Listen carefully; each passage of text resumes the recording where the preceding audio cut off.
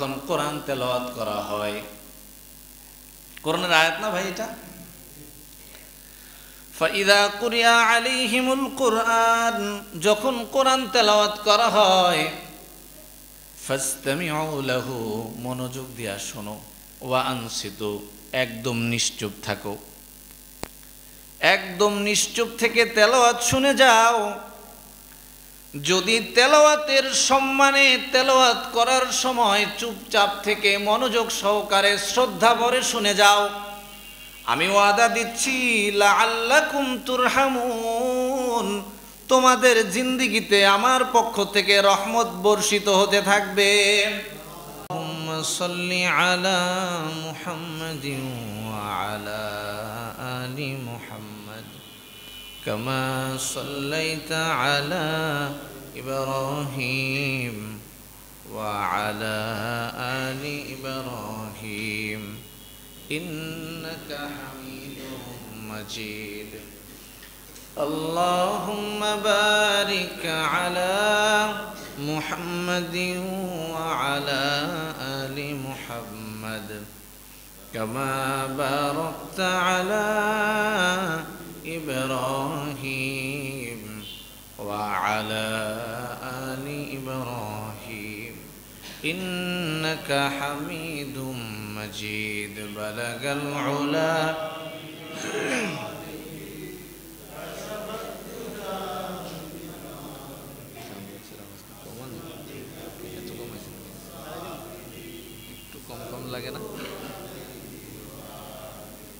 بلغ العلا بكماله كشف الدجى بجماله حسنت جميع خصاله صلوا عليه وآله। दिन की सूरज डूब रही है, हम लोगों के सामने,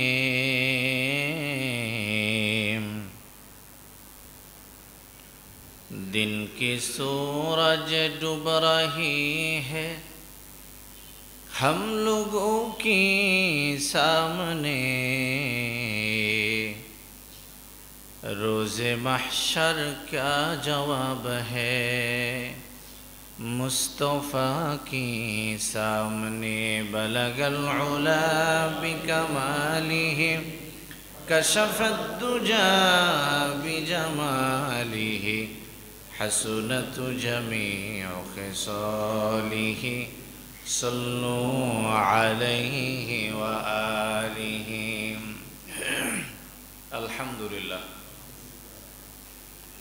আল্লাহর বেহিসাব দয়া ও মেহেরবানির সাথে সুস্থতা ও নিরাপত্তার সাথে ইবাদতের তৌফিক পেয়েছি, বলি আলহামদুলিল্লাহ। কোরআন শরীফের মধ্যে 17 নম্বর পারায় আল্লাহ বলছেন, ওমা খালাকতুল জিন্না ওয়াল ইনসা ইল্লা লিয়াবুদুন, আমি তোমাদেরকে তথা মানুষ আর জিন রে বানাইছি একটা কাজের জন্য, শুধুমাত্র সেটা হলো আমি যা বলছি সেটা করার জন্য তথা ইবাদতের জন্য। ইবাদত কি জিনিস, কখন করতে হয়, কিভাবে করতে হয়, এই জিনিসগুলো জানা আবশ্যক। ওই আয়াতের হুকুমটা পালন করা যেরকম আবশ্যক, ওই আয়াতের মধ্যে আল্লাহ বলছেন ইবাদত করতেই হবে, এজন্যই তোমাকে পাঠানো হয়েছে। ইবাদতের পরিচয় জানাটাও ঠিক ওই আয়াতের তাৎপর্যেরই অংশ, গুরুত্বেরই অংশ। আমি আমাদেরকে যদি কেউ কোনো দায়িত্বে পাঠায়, যাও আমার পক্ষ থেকে প্রতিনিধি বা খলিফা হয়ে অমুক থানা বরাবর এই দরখাস্তটা দিয়ে আসতে, আমি যাওয়া আসার সব কিছুর ভাড়া বা নিরাপত্তা যা কিছু দরকার কর্তৃপক্ষ দেওয়ার পরে যদি যথার্থ দায়িত্ব পালন আমি না করি,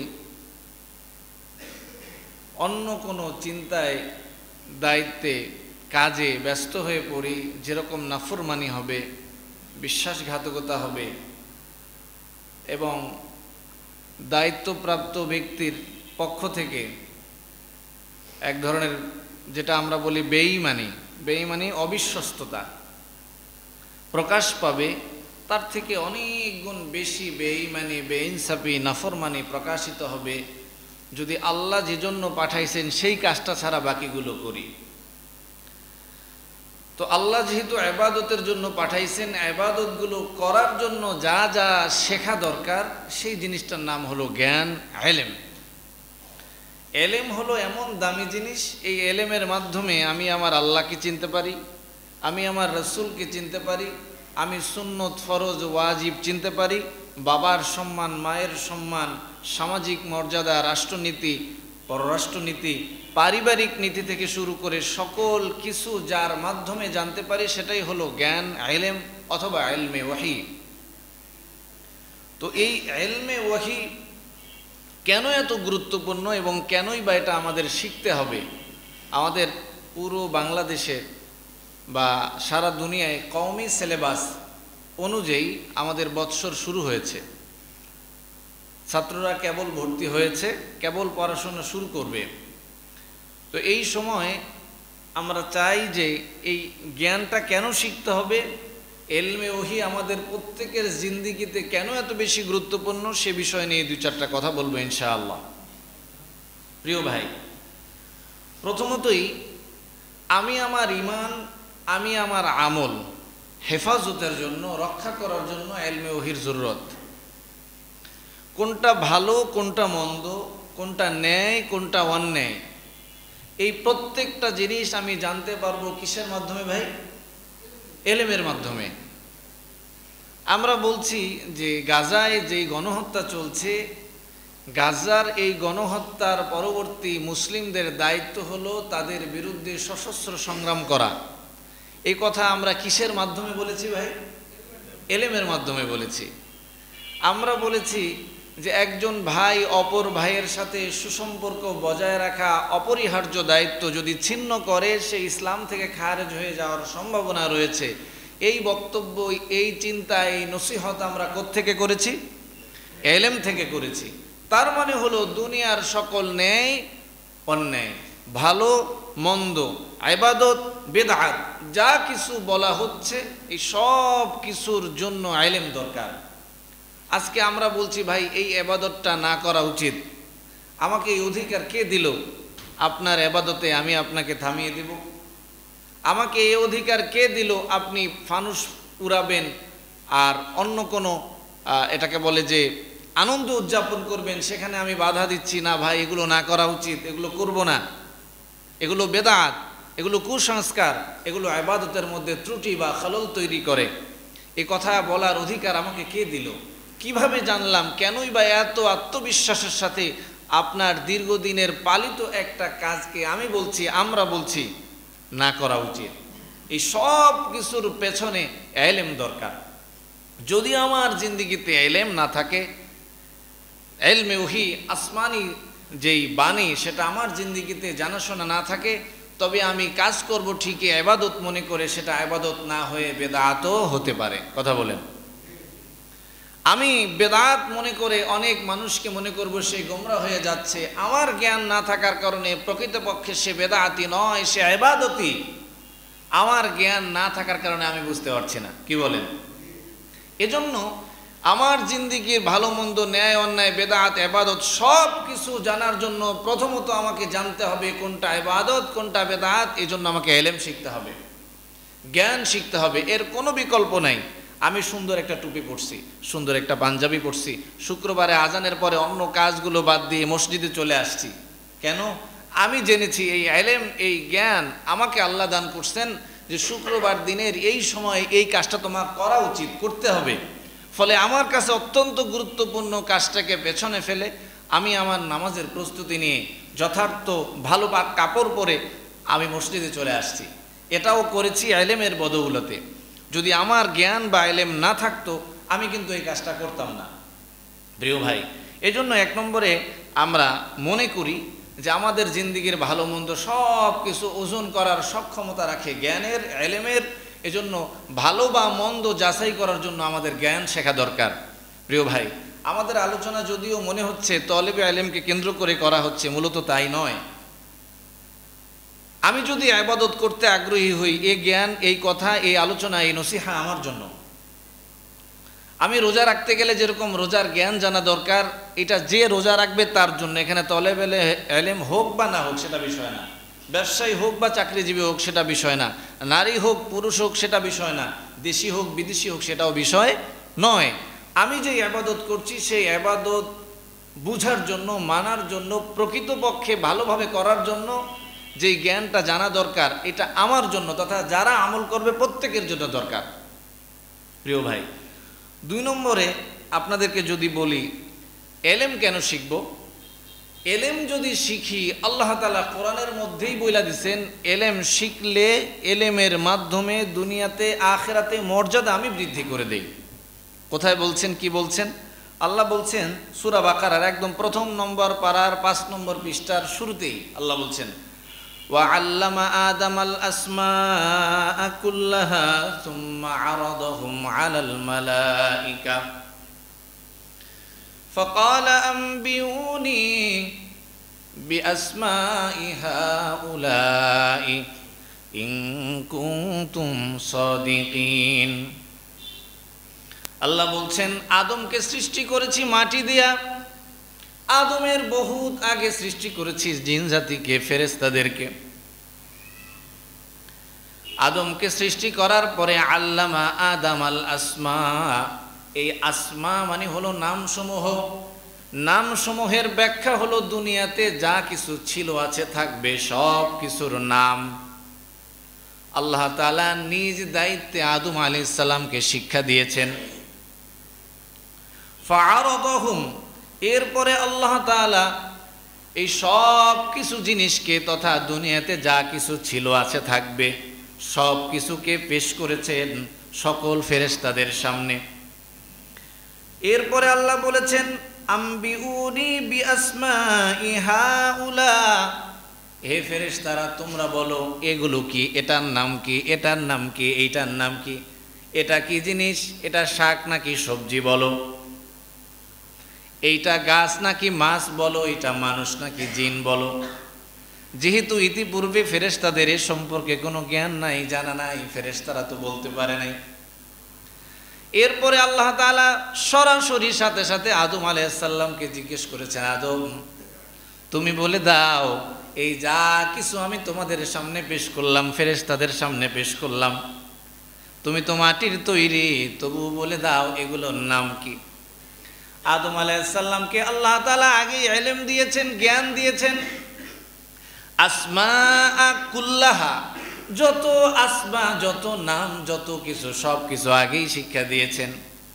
আদম আলাইহিস সালাম সুন্দরভাবে, সারিবদ্ধভাবে, বিনয়ের সাথে, বিশুদ্ধভাবে সব কিছুর নামগুলো বলে দিয়েছেন। আল্লাহ বলছেন উসজুদু লি আদম, শোনো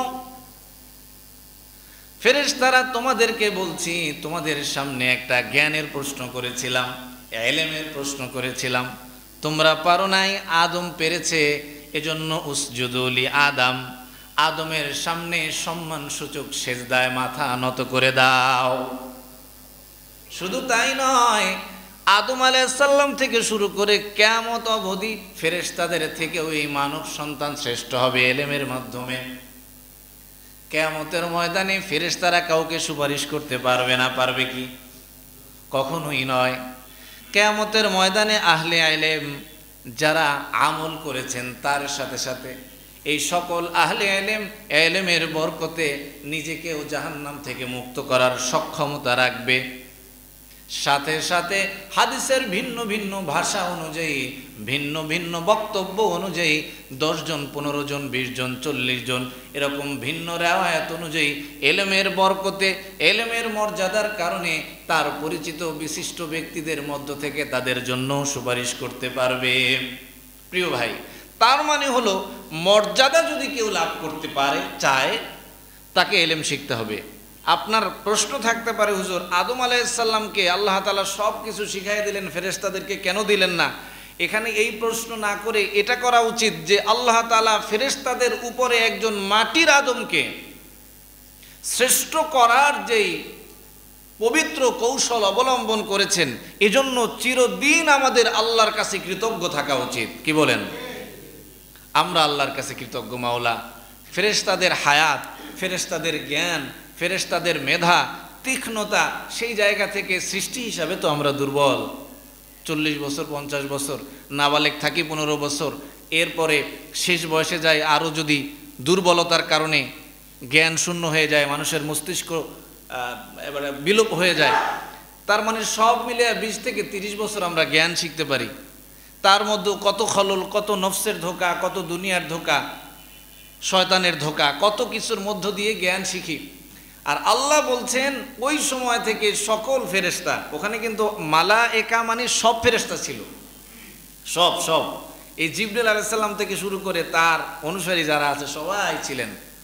সবার সামনে আমার বাবাকে, আমার পূর্বসূরীকে, সৃষ্টির প্রথম মানবকে আল্লাহ তাআলা শুধুমাত্র মর্যাদা দান করেছেন কিসের মাধ্যমে? ইলমের মাধ্যমে। প্রিয় ভাই, এজন্য ইলমে ওহী যেখানে আছে মর্যাদাও সেখানেই আছে। আমরা চেষ্টা করব আমাদের জিন্দেগিতে ইলমের একটা বরকতপূর্ণ অধ্যায় যেন আমি শিখতে পারি, আমার জীবনে বাস্তবায়ন করতে পারি। আল্লাহ আমাদেরকে তৌফিক দান করেন, বলি আমিন। প্রিয় ভাই, আল্লাহ আবার আয়াতে বলছেন, 3 নম্বরে আমরা যদি যাই, বলছেন দুনিয়াতে যদি কেউ রহমত লাভ করতে চায়, আল্লাহর রহমত কার দরকার নাই বলেন? আমরা যারা যেখানে আছি, যে যেই পদবিতে আছি, যে যত সুখে আছি, প্রত্যেকের খুব বেশি দরকার আল্লাহর রহমত, ফজলিল্লাহ, আল্লাহর ফজল ও করম আমাদের জিন্দেগির পরতে পরতে দরকার, রন্ধ্রে রন্ধ্রে দরকার। আল্লাহ বলছেন যদি আমার রহমত লাভ করতে চাও, তুরহামুন, তোমাদের উপর রহমত নাজিল হোক, এই আশা আর স্বপ্ন যদি তোমরা দেখো, তবে ইলমে ওহী শিখতে হবে, ইলমে ওহীর সম্মান করতে হবে, বরকত দিতে হবে, শ্রবণের ক্ষেত্রে বিনয় অবলম্বন করতে হবে। কি বলেছেন আল্লাহ? আল্লাহ বলেছেন ফাইদা কুরিয়া আলাইহিমুল কুরআন, যখন কোরআন তেলাওয়াত করা হয়। কোরআনের আয়াত না ভাই এটা? ফাইদা কুরিয়া আলাইহিমুল কুরআন, যখন কোরআন তেলাওয়াত করা হয়, ফাসতামিউ লাহু, মনোযোগ দিয়া শোনো, ওয়া আনসিতু, একদম নিশ্চুপ থাকো, একদম নিশ্চুপ থেকে তেলাওয়াত শুনে যাও। যদি তেলাওয়াতের সম্মানে তেলাওয়াত করার সময় চুপচাপ থেকে মনোযোগ সহকারে শ্রদ্ধা ভরে শুনে যাও, আমি ওয়াদা দিচ্ছি লাআল্লাকুম তুরহামুন, তোমাদের জিন্দেগিতে আমার পক্ষ থেকে রহমত বর্ষিত হতে থাকবে। তুরহামুন আরবি যারা বুঝেন, মুজারে মানে বর্তমান এবং ভবিষ্যৎকাল বুঝায় যেই ফেল, যেই ক্রিয়া, বর্তমান এবং ভবিষ্যৎ বুঝায় যেই ক্রিয়া, সেটা স্থায়ী নাকি অস্থায়ী? স্থায়ী। যেটা পাস্ট বলে অতীত না, সেটা তো হয়ে গেল, গিয়েছিলাম, খেয়েছিলাম, শেষ। কিন্তু খাচ্ছি, খাবো, তার মানে কোনো শেষ নাই, ইন্তেহা নাই, তার কোনো সীমানা। আল্লাহ বলছেন লাআল্লাকুম তুরহামুন, যখন থেকে কোরআনকে, ইলমে ওহীকে যতটুকু শিখতে পেরেছো, কিন্তু শোনার ক্ষেত্রে বিনয় অবলম্বন করে শুনে যাও, চুপচাপ থেকে শ্রদ্ধা ভরে শুনে যাও, আমি ওয়াদা দিচ্ছি তোমার উপরে রহমত বর্ষিত হতেই। সুবহানাল্লাহ। প্রিয় ভাই, এই জন্য আমরা অনেকের বয়স অনেক বেশি, মাশাআল্লাহ, 80, 70, 60, অনেকে অসুস্থ। আমরা হয়তো এখন এই আনুষ্ঠানিকভাবে ভর্তি ফরম পূরণ করে কোনো শিক্ষা প্রতিষ্ঠানে ভর্তি হয়ে হয়তো জ্ঞান শেখার ওই সুযোগটা আর নেই। কিন্তু আমার জিন্দেগিতে যেন এটা থাকে যে কোরআন যেখানে, আমার হৃদয়ের গভীর থেকে ভালোবাসাও যেন থাকে সেখানে। যদি থাকে, এই আয়াত বলছে আমার উপরে আল্লাহ করুণা করবেন, রহমত করবেন। আমার জিন্দেগিতে দুনিয়ার আখেরাতে যেই জিনিসটা সব থেকে বেশি দরকার, আরে ভাই রাসূল সাল্লাম আমার কাছে সুপারিশের জন্য আসবেন যদি আল্লাহর পক্ষ থেকে আমার উপর দয়া না থাকে? মনে রাখবেন, রাসূল যাদেরকে সুপারিশ করবেন এই লিস্টটা তো কুদরতিভাবে আল্লাহই করে দিবেন নাকি? রাসূলের জেহেনে মায়া আর মমতা কার জন্য আসবে এই লিস্টটা কে করে দিবেন? আল্লাহ করে দিবেন। তার মানে আল্লাহর রহমত যেখানে যাবে, রাসূল সুপারিশের জন্য সেখানেই যাবেন। কথা বলেন প্রিয় ভাই।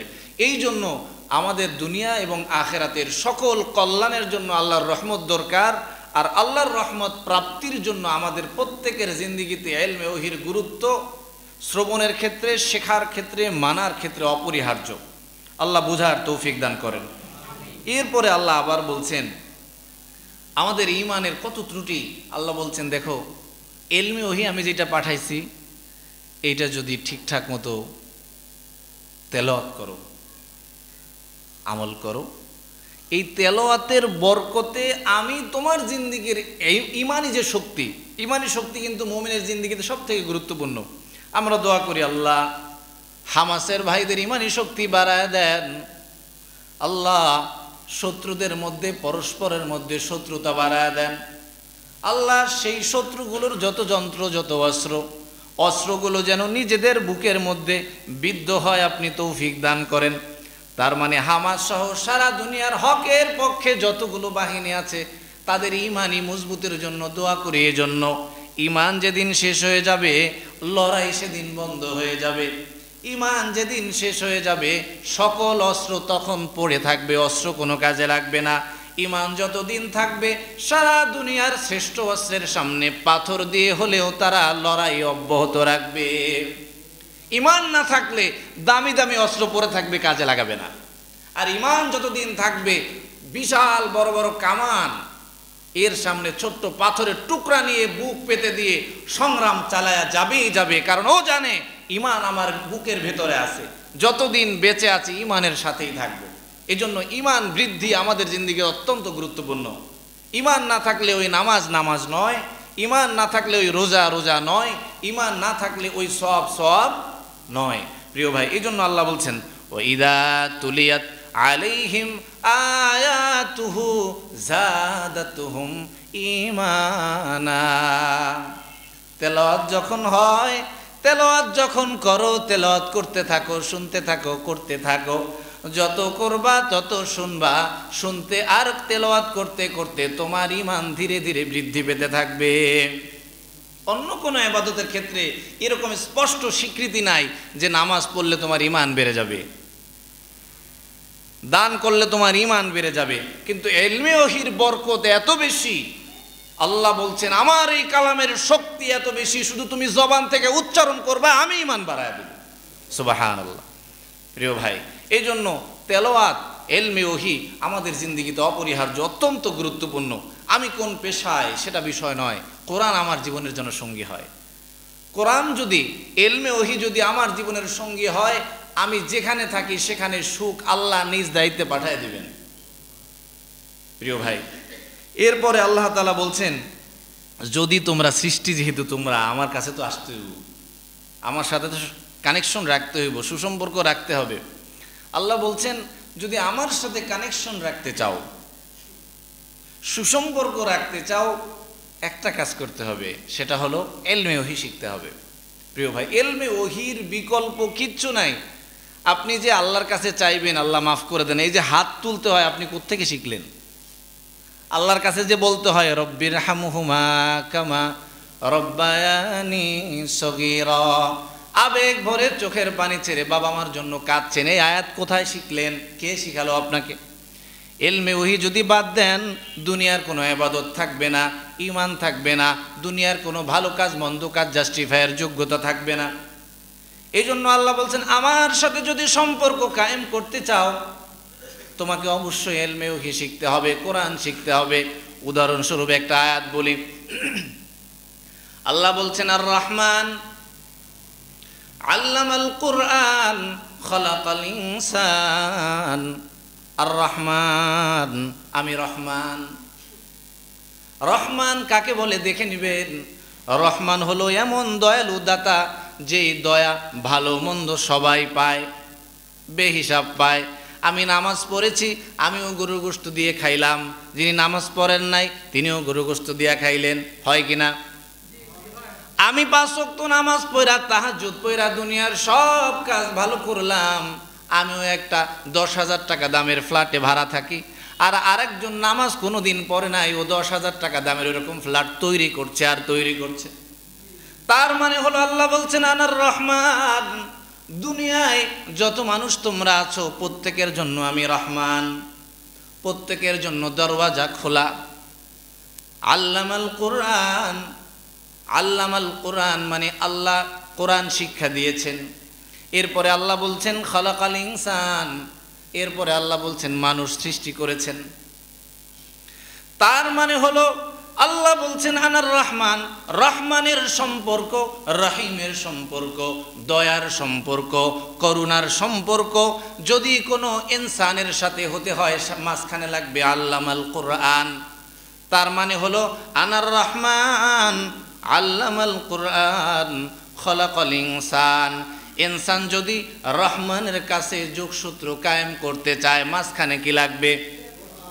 কোরআন লাগবে, ইলমে ওহী লাগবে।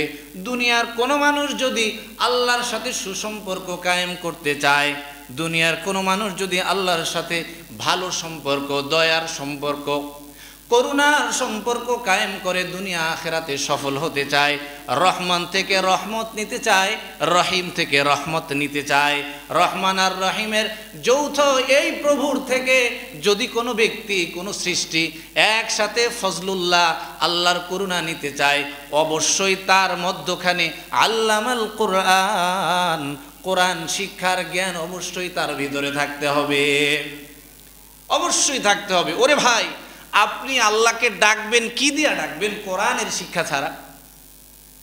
আল্লাহ যে এক, এই কথা আপনাকে কোরআন ছাড়া কে শিখাবে? আল্লাহকে যে, আল্লাহই যে জান্নাত জাহান্নামের মালিক, কোরআন ছাড়া কোন সূত্র আপনাকে এই দিক নির্দেশনা দিবে? তার মানে হলো আমি যদি আল্লাহর সাথে রহমান আর রহিমের সেই মানফাআত, উপকারিতা পেতে চাই, আমার জিন্দেগিতে কোরআনের শিক্ষা করতেই হবে।